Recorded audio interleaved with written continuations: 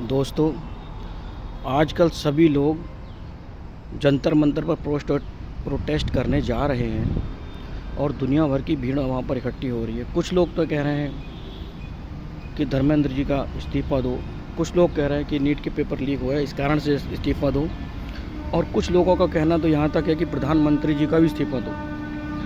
लेकिन हम तो किसी पार्टी से नहीं है, ना ही हम किसी पार्टी को सपोर्ट करते हैं। हमारा कहने का मतलब ये है, जब देश में एकता और अखंडता रहेगी तभी देश तो बनेगा। देश के विचारों में, देश में जो भी व्यक्ति अपना विचार है अपना मन मर्जी बोल देता है, लेकिन ऐसी विचार बोलने की आज़ादी इस देश में है, ऐसी आज़ादी किसी और देश में है क्या? कोई किसी की जाति को बोलता है, कोई किसी के धर्म को बोलता है, कोई किसी के मजहब को बोलता है और मन मर्जी बोल के बाद में हंसते हैं ये लोग। लेकिन उसका रिएक्शन क्या होता है, समाज पर क्या असर पड़ता है, दूसरे लोगों पर क्या असर पड़ता है, इसके बारे में कोई नहीं सोचता। हम ना तो समाज के ठेकेदार हैं, ना ही बहुत बड़े नेता हैं, ना कोई वैज्ञानिक है।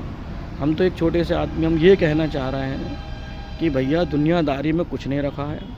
अपना खाओ, अपना पढ़ो, मौज करो, पैसा खुद कमाओ, खुद के बच्चों पे लगाओ। जंतर मंतर जा रहे हो तो जाओ, लेकिन सोच समझ कर जाओ। ऐसा ना हो कि लठ तुम्हारे पड़े, हाथ की हड्डी टूट जाए और 6-6 महीने तक इलाज कराओ।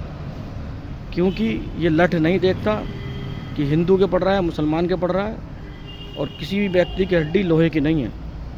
हड्डी हड्डी होती है, जब एक बार हड्डी टूटती है तो कम से कम 50,000 रुपये में जुड़ती है।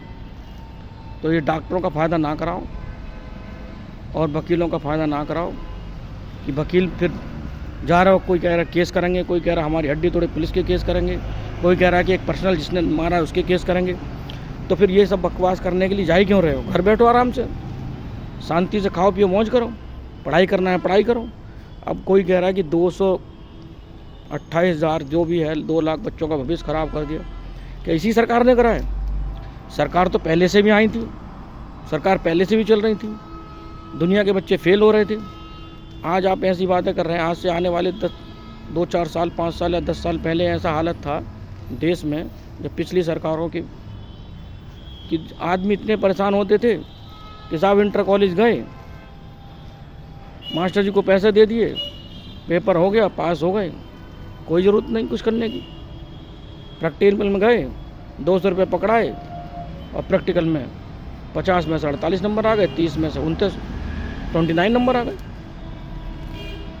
लेकिन उन बच्चों का क्या हुआ? नंबर तो ले आए, वो प्रैक्टिकल में भी ले आए, मार्कशीट में भी नंबर आ गए। अब जब कंपटीशन का ज़माना आया, योगी मोदी जी का ज़माना आया, और इस सरकार में जो भ्रष्टाचार का जो कह रहे हैं भ्रष्टाचार है, लेकिन भ्रष्टाचार उस ज़माने में क्या था कि आप पैसे दिए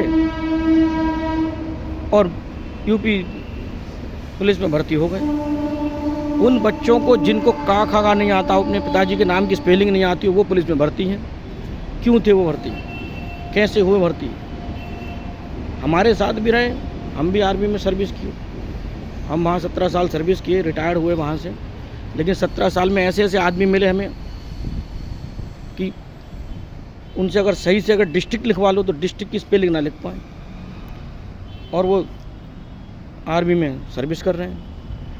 कैसे पहुँचे वहाँ तक? वो शरीर से तो तंदुरुस्त थे, लेकिन दिमाग से लाचार थे, उनकी बुद्धि इतनी मजबूत नहीं थी।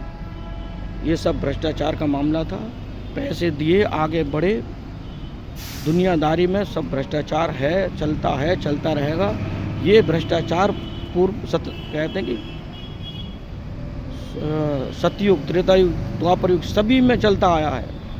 और किसी भी देश का भ्रष्टाचार क्या मुक्त कर सकते हैं आप? कोई नहीं कर सकता। इसका कोशिश की जा सकती है, इस भ्रष्टाचार को मुक्त नहीं किया जा सकता।